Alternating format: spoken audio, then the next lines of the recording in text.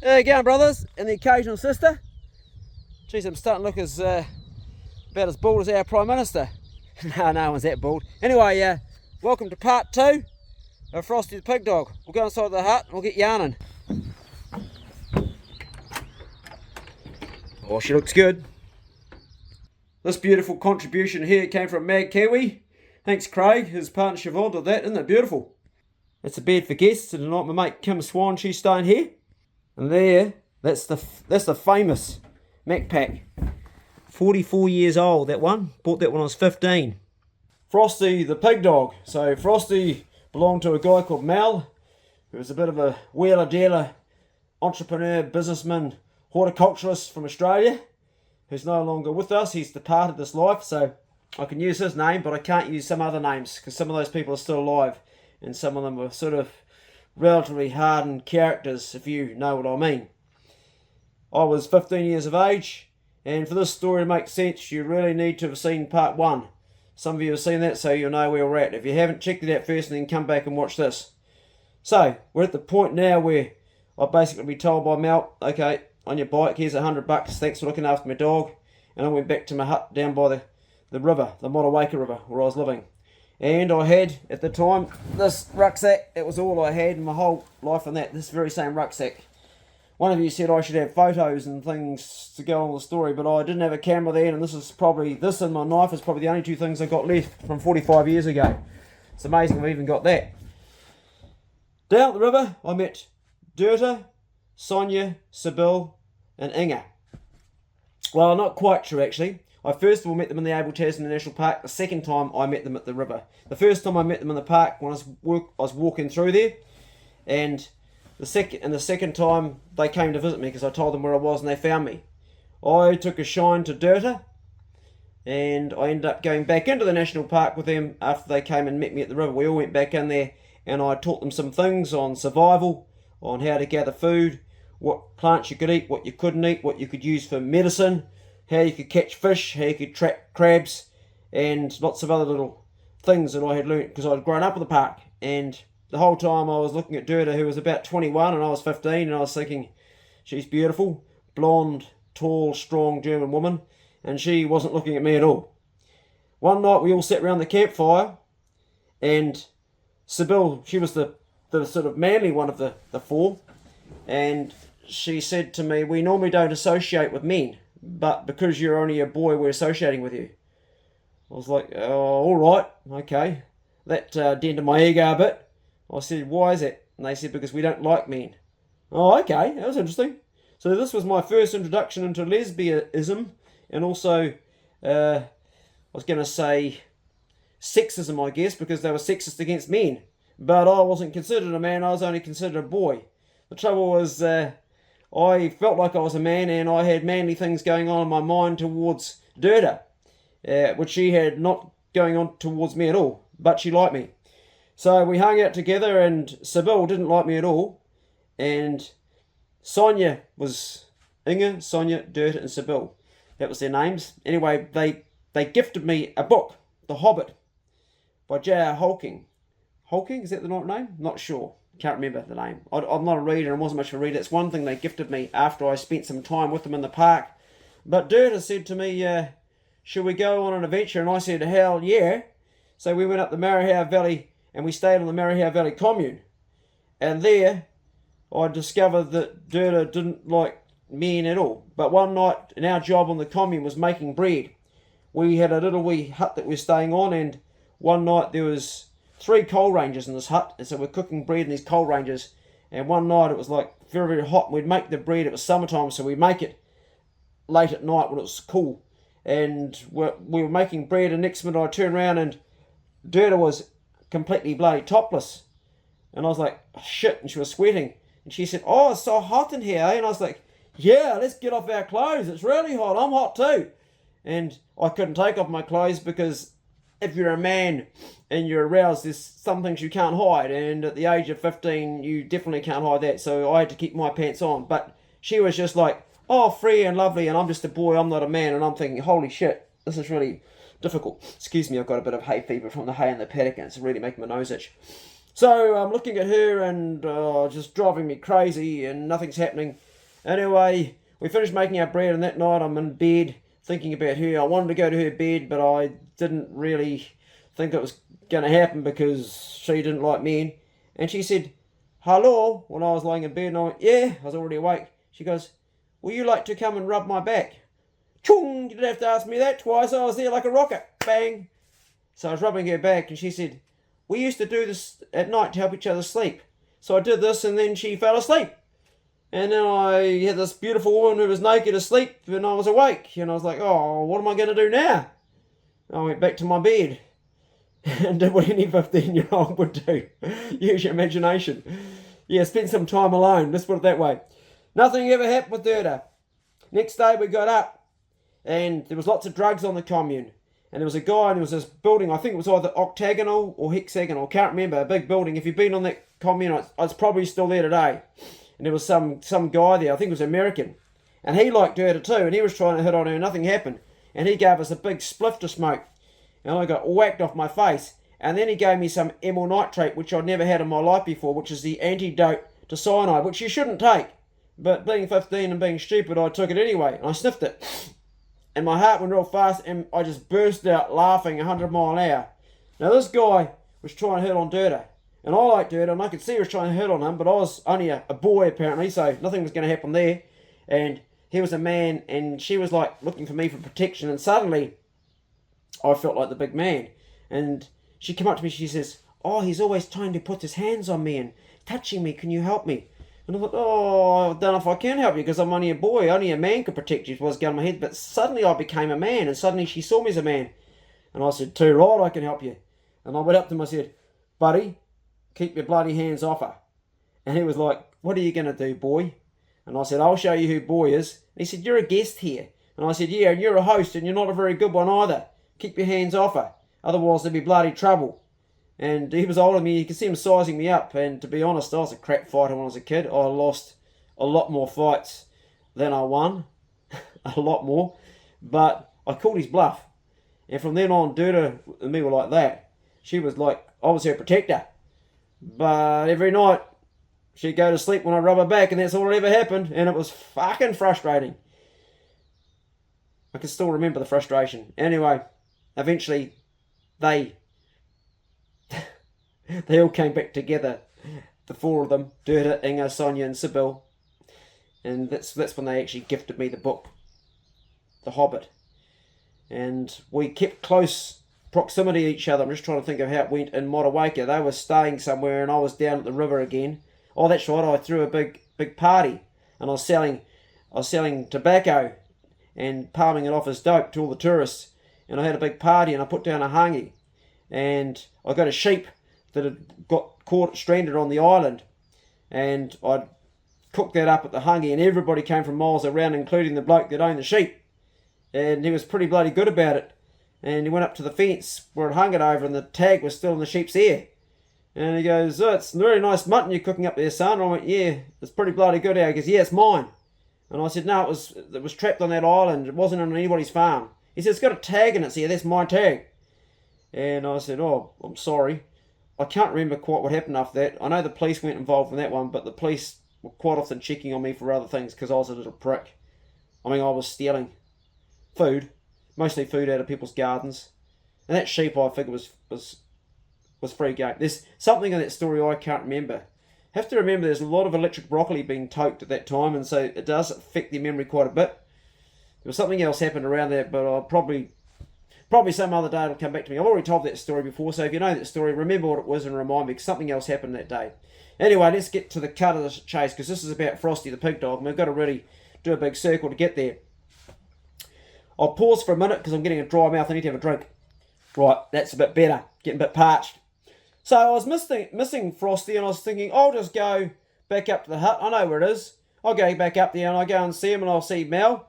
And there was 3 women looking after him, 3 unfortunate-looking women that he'd gathered that were working for him. I don't know what exactly they were doing, but he told me that they were staying at the hut and they were looking after Frosty. And I thought, I'll go and see if I can borrow him. We can take him for a pig hunt.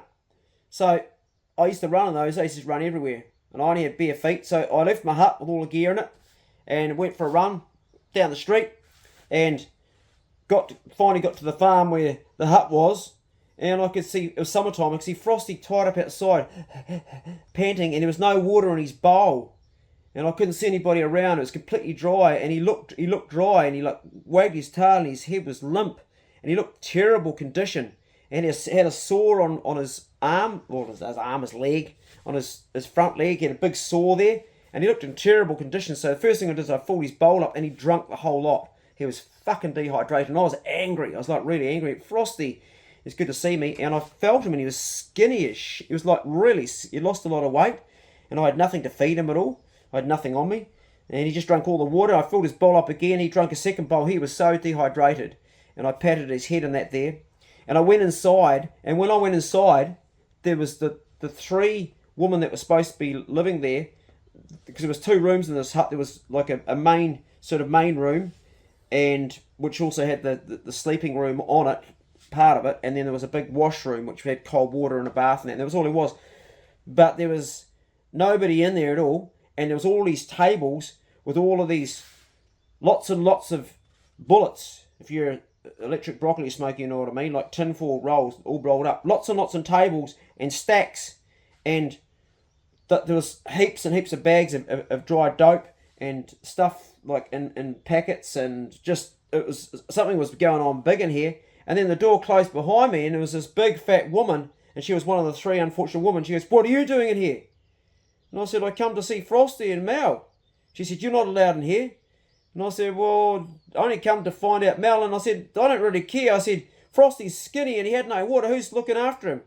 And I can't remember the woman's name. She said, "Oh, such and such is looking after him." I said, "She's not looking after Frosty at all. Frosty's skinny. He's got a wound on him, and he's had no water in his bowl." And I was really, really pissed off. She said, "You're not supposed to be in here."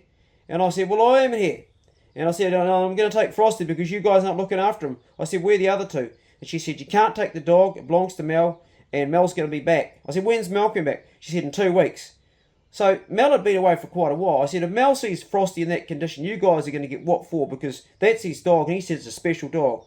And I said, "I'm taking it. I'll bring it back in 2 weeks when Mel comes back." And she said, "You better bring Frosty back or you'll be in big trouble." And I looked around at all this dope in there. I knew what it was. I said, "I don't think I've got anything to worry about. I think you should be more worried yourself." And she said, "If you say anything to anybody," I said, "I'm not going to say anything," which I didn't.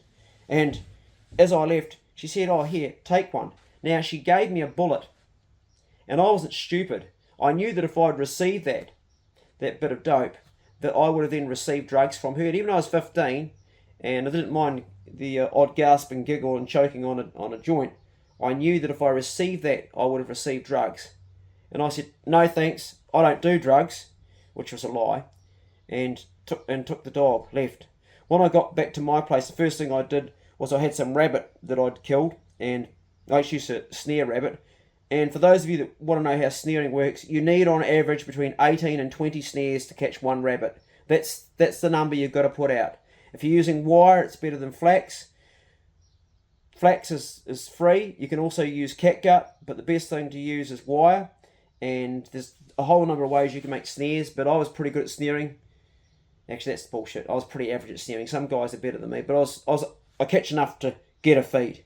I'm just thinking about how much I used to snare. I used to snare hares as well, and pheasants and ducks. I get a lot of stuff snaring, but this particular day I had rabbit, and the rabbit I'd already cooked it. It was half a rabbit, and it was in the pot. And what I used to do is I used to cook stuff and leave it in the pot in fat, and that way there it wouldn't go off. And that was my food, and I had that and some cold cabbage, and I just gave the dog the whole rabbit because that's all I had to feed it. And he wolfed it. I didn't give him the bones, just took it off because you don't give dogs cooked bones. So I gave Frosty the rabbit, and they had no bags of dog biscuits at the house because I asked about that, because normally, like when I had him, there was dog biscuits, but there was nothing there for me to take, or if there was, she didn't tell me what it was, the fat woman, so I had to provide for him. So over the next couple of weeks, well, there was a lot that happened in the next couple of weeks, and I'm probably going to miss bits out because my memory's a bit crap. But over the next couple of weeks, I got the dog back in good condition. I couldn't afford to take him to the vet because I didn't have any money. I had no money at all. By then, I'd spent all the money because I got given $100 by Mel the previous time for looking after his dog, and I bought a fishing rod, I bought a new knife, I bought a ferrous rod for making fire, and I bought a thing to keep the mosquitoes off or maybe someone gave it to me, can't remember, but I pretty much spent, and some on food, but most of the food I was just getting from around the place. So we got the dog in good nick, well, as good as you could, because he was really run down, and he just stuck by me then. Everywhere I go, I didn't need a lead. He listened to me all the time, and we decided we decided, the dog just did what I said, but I decided we'd go for a hunt. So there used to be the Pierce Valley, the Graham Valley, and the Abel Tasman. They were the closest places that I used to go for a hunt. And there was a guy called Tish to take me up the Pierce once, and I thought I'd go back there. So I hitchhiked with the dog. So we went up the Pierce Valley, and you got Goat Creek at one side, and then that's today is all pine trees, and up there there's always pigs up Goat Creek, and the other side there's now a dock track that goes all around, but back then it was crap. You get the odd person going up caving up there, but it's really, really steep and a lot of native bush, and we didn't even get started going. We'd only got in across the creek. We didn't go up Goat Creek, went up the other side, and we'd only gone like 50 metres, so not far at all. And Frosty just took off up the hill straight away. Now he didn't trail bark, but he barked on it like he bailed, but occasionally he barked when he was riding the pig. And this is really cool because you didn't have tracking gear back then, so you needed a dog to bark to know where it was. And I could hear him up the hill, and it sounded like he was trail barking, and I thought, I know he does goats, I know he chases deer, it's probably going to be one of the two, but this time I heard, but it wasn't like a, it was like a high-pitched squeal. Now, sometimes a sow does that, but also sometimes a boar does it. And this time it was a boar, and it was a bloody good one. And it's a lot of big pigs back in those days up the Pierce, and I could hear the squeal, and I thought, he's holding that. So I was sprinting up the hill as fast as I could. I'm a fit young guy, going up there, I've got my knife in my hip, and I'm really, really excited. And then suddenly I hear the squealing stop, and I can hear, and then I can hear bushes crashing, and I'm looking up, and there's Manuka falling down, and this pig is coming straight towards me. It's got Frosty right on his ass, and the pig's coming straight towards me, and I'm like looking where I can climb up a tree to get away from the bastard, because it's going to mow me down. Like, I'm right in its path, and it's got its head down, and as it comes towards me, it puts its head down to you can see it's going to try to rip me, and Frosty grabs its nuts, and as it goes to put its head down, and he grabs its nuts, the pig turns around at the same time to rip the dog, and he's going so fast down, he asses over, and he literally fell down right beside me. And by this time here, Frosty's still hanging on the pig's nuts, and he's upside down, the pig's upside down, and all I got to do is grab a back leg. It's already there, right, and it's hasn't even got to his feet, and I'm like grabbing this back leg. It's a big pig. I don't have to flip it, it's already on his back. I've got his back leg, and I'm coming over, and I've got me knife now out, now I've got it secured, I've got it this time right in my sheath, everything's going bloody beautiful, and this pig's like putting his head around like that, and old Frosty, he's on the ball, so there's nothing holding the pig's head, and I've got now a front leg, and I'm changing over to another front leg, and getting the knife into the throat, and it's everything's going just beautifully. Like, we had so many stuff ups, and this pig is like bleeding out in the ground, and I'm on the ground here, and Frosty's gone, and I'm like, where's he gone? He's got another bloody pig. There was 2 boars in the area. There must have been a sow hogging. So when you've got a sow hogging, she's on heat. That's what it means when a sow's hogging. It's more of an American term. And I think we use it here too in New Zealand. Often you get 2 boars hanging around, and bloody Frosty's got a second boar, and I've only this thing's still kicking, and he's gone up there, and I can run. So it's quite far up. So I stick it, quickly whip the guts out, and when I say quickly, those days I was pretty slow with a knife because I didn't have bugger experience, as quick as I could. Made a dog's breakfast of that, tipped it on its side, put it by the tree, and get my knife in and start running up the hill, and I can hear and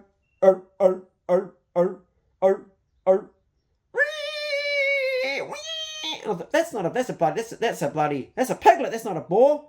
And you go up there, and sure enough, there's a piglet. And what's happened is there is another boar up there, but it's ran the sow, or he's run the piglet, it's run through it. So I get up there, and by the time I get there, it's pretty much dead. And as soon as I get to it, he sees me, and he's gone again. And it's like, what's he going on? It's going to be a whole lot of piglets up there for sure. And then I hear, again. I think, what the fuck's going on? It's like, is this 3 in a row now? And then you hear the big squeal, and this has all happened in like 500 metres. And the boar has hung around. He's heard the noise. Normally they'd fuck off, but he's heard the noise and he's like, nah, I'm here for the fight, or who knows what's happened. But that, if you're a pig hunter, that rarely ever happens. In fact, in all my pig hunting years, actually it's probably happened a couple of times, and some of you'll be going, Clay, it's happened to me heaps of times. It depends on where the pigs are. But for me, to get 3 pigs in that short time, in that area of only 500 metres, so the next boar was about the same size as the one down the hill. So I go running up there, and Frosty's got it bailed, and I've got no gun, and it's bailed up, and I'm just waiting for my chance to grab a back leg. And the old adrenaline's going fair pumping in me. I'm like fair pumping, and I got my knife ready because I've got this knife that would slip down too far in the sheath, and you couldn't pull it out. So I've got it ready to go, and I'm just waiting for a chance. And every time I'd go in, the pig would either charge at me or charge at Frosty. And I'm just waiting for Frosty to grab it. Now, Frosty's a small little dog, and he knew what was going on. He knew what was going on. And this pig just suddenly decided he would just target me and forget about the dog, which was a good thing. He realised that I was probably more of a threat, and he kept on charging and chasing me, and I kept on going up a manuka tree, and they were about that thick, not the real skinny ones that you're bending. I'd be up the manuka tree, and they'd be back down again. And the last time he charged me, I was up the manuka tree, and he's like round the tree, and then Frosty went from baiting dog to holding dog, and he went flying straight in on an ear. As soon as he grabbed that ear, I jumped off. I jumped off and literally landed with a leg on either side of the pig's back, either side. And I was like on the pig's back, grabbed the other ear, Frosty's on the ear, went for my knife, couldn't fucking find it, it slipped right around. So I'm trying to go around, and somehow it slipped right around. I'm looking around, where the bloody hell is it? And I end up going right around and doing a change like this and grabbing it with my left hand. I'm a right-hander, pulled it out all cack-handed, and then we get into a situation just as I'm doing the switch where it's like getting out of control, and we start going, when it's a hill, we start sliding down, and I'm sliding down. I don't want to let the pig's ear go, and I don't want to let my life go, but I've got everything in the wrong hand. And finally, we come to where we hit a tree side on, and it stops us just enough. And Frosty's still hanging onto the ear, and I get my left hand onto the ear, and he's got the other ear, and then change over the knife and get the knife in. And the old pig, you just feel a life go out of it. It's like, oh, fuck. 3 pigs in a row. So I didn't even bother with the pig at the bottom. Didn't even bother with it because I wasn't sure I was going to find it. And the little pig, I didn't bother with that. But the pig that I had right now, even though it would be easier to take the pig at the bottom because already the bottom of the hill, I wasn't guaranteed I was going to find it. And dragging a pig downhill's a doddle. And it was probably about 250 metres to the track. Dropped the guts out of it. Took everything out. And I think, I'm not sure because it's going back a long time, but I think in those days I had either a bit of string or something, or I used flax, because I can remember I had it tied up properly. I don't know what it was. Probably was a bit of string.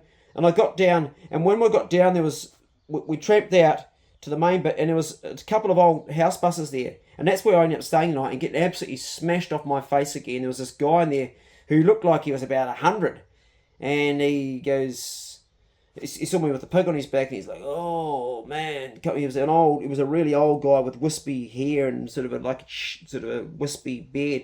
He goes, oh man, pork. And I said, yeah, can I hang it somewhere? And he goes, over there, and he had this tank that he'd set up with water. The water ran off the roof of his big house bus, and it ran into there, and that was his water.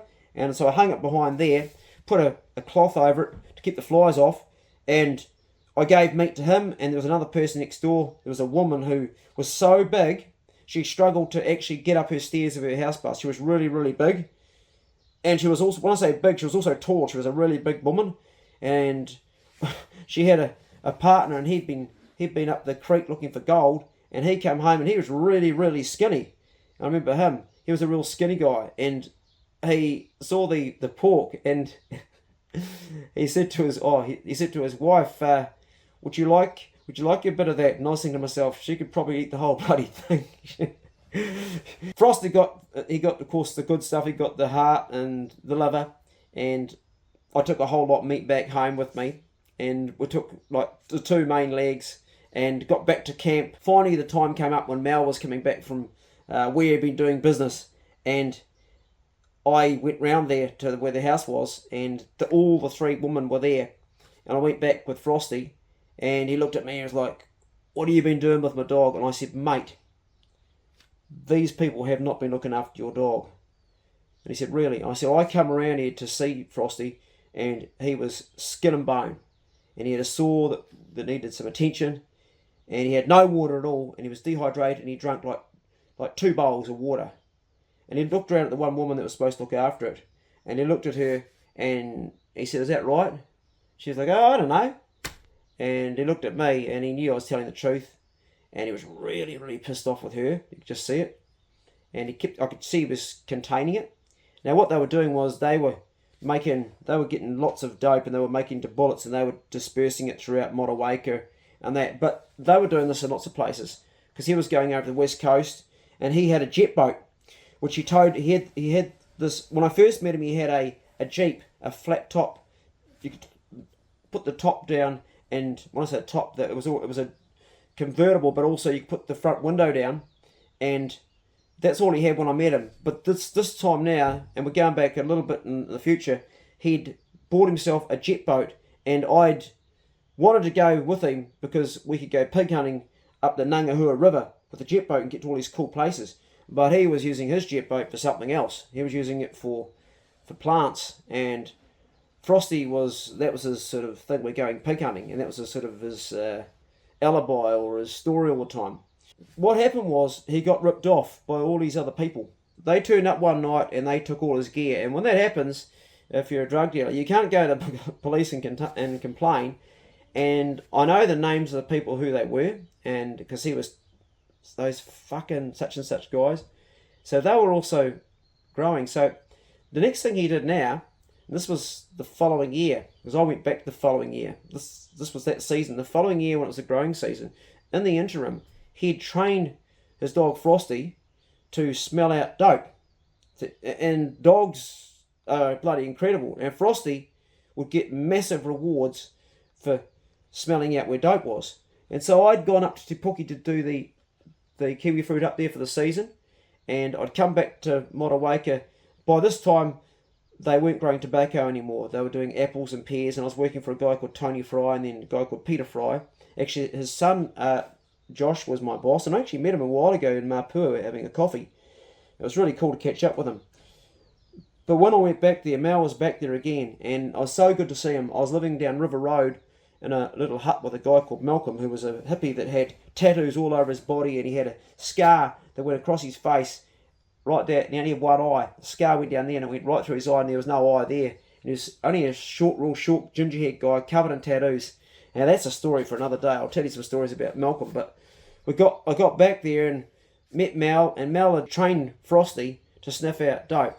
So his plan was he was going to find out where other plants were from the main growers of the area. Now up the Marihau Valley where I used to hunt, that's where these other guys were growing. They're also growing in the Kaitiritiri forest, which is now forestry today. Back then it was like the plant, everything was different back then, but behind the forestry there was a place where they were growing. And him and I went up pig hunting, and he said he'd been teaching his dog to find plants. And this was a time of the year when they were harvesting stuff, like around almost close to harvest. And the rule always is, and always has been, and still is today for me, if I ever stumble across somebody's cash crop, I just keep on walking. I don't even notice it. I'd never ever touch anybody's plant in the bush, because you just don't know. And I've heard of stories of guys that have, and they come into big trouble. It's someone else's business, and secondly, I've never ever sold the stuff. I've certainly smoked copious amounts of it when I was younger, but never ever would take someone else's livelihood, whatever it is, whether it's illegal or it's just, that's theft. It's theft, and they've done all the work, so I wouldn't touch it. But once he knew where the stuff was growing, he watched it, and he camped out. So we went up the Marihau Valley, and we found a big plantation, and it all had these nets around it, so the possums couldn't get to it. It was really done really well, and he reckoned that these were the guys that had ripped him off. So we went up there, and we caught a pig. We caught a pig right next to it. And to this very day, there's still people growing up there. So we caught a pig next to it. We came out, he knew where it was, and then he said, "I want you to look after Frosty for a couple of weeks. I'm going to go camp up there." And that's exactly what he did. And he camped up there, and I looked after Frosty down the river, and it was a big hoo-ha in town. And some of you might remember this, it was in the 80s. There was a massive big scrap at the post office pub between the Lost Breed bikie gang and all the local rugby players. It was a big scrap, and there used to be this transvestite called Bus. It was a man dressed as a woman, and I can remember there was this fight going on, and she comes up to me, she goes, "Hi, I'm Bus, the only one that doesn't run on diesel." And I thought, that's not very bloody funny. And it was actually a man, and this fight was going on, and she was like, first of all, she was on the side of the Lost Breed, and then when they started losing, then she was on the other side of the of the rugby players. And it was a hell of a good scrap. There was people on the roofs, and the cops were going everywhere. But at the same time, that was going down. Some other shit was going down too. Mel had recruited a few of his mates, and he had a lot of shady mates, and he'd seen who was growing the stuff that Frosty had sniffed out, and it was the guys that ripped them off. So Mal had gone up, and at the same time where this big scrap was going, and all the police were occupied, and he'd gone back in the bush, and they'd done a night raid, and they cleaned the whole lot out. And he reckoned it was about 5 times the amount that was ripped off him from the very beginning. So that was Frosty's one of his talents, and I'm pretty sure that Mel, Mel's dead now, so I can say his name, and some of you that were around that time will know who I'm talking about. Although Mel was pretty good at staying incognito. He was really, and for all I know, Mel wasn't his real name. He is dead now, I know that, because I tried to catch up years later, and I heard that he'd died. Not a good death either. So he stayed there for like, I don't know how much longer, but I saw him 2 more years after that. Last time I saw him I was 18, and Frosty was still alive. Frosty was looking, the last time I saw him, Frosty was actually pretty bloody fat, and he was on the back, and Mel had a new ute. He had another one. He had a fuck ton of money, and he was using helicopters as part of his business, and he was also involved in other stuff like deer recovery and anything that was a bit shady, anything's a bit illegal, Mel he'd be there. And Frosty probably lived a pretty bloody good life, because Mel not only loved him as a pet, but he was a valuable dog and a business sense to him. But yeah, an okay pig dog. We caught some, we lost some. The only thing that made him not a great pig dog is the fact he killed everything else except Weckers. He didn't kill Weckers. Anyway, that was my throwback on Frosty and the whole adventure and everything around it. I hope you enjoyed it. These are easy for me to say because they're just my memories, and I love telling them because they do bring back some good memories. Although it was an uncomfortable time in my life, it was actually a really cool time too. I was quite free, and I enjoyed those years. Go steady, brothers, and I'll bring you another throwback some stage in the future. And yeah, let me know if you want to keep them coming, because I know they're not everybody's cup of tea here in Yarns, but that was today's throwback, part 2 of Frosty the Pig Dog. Go steady. See ya.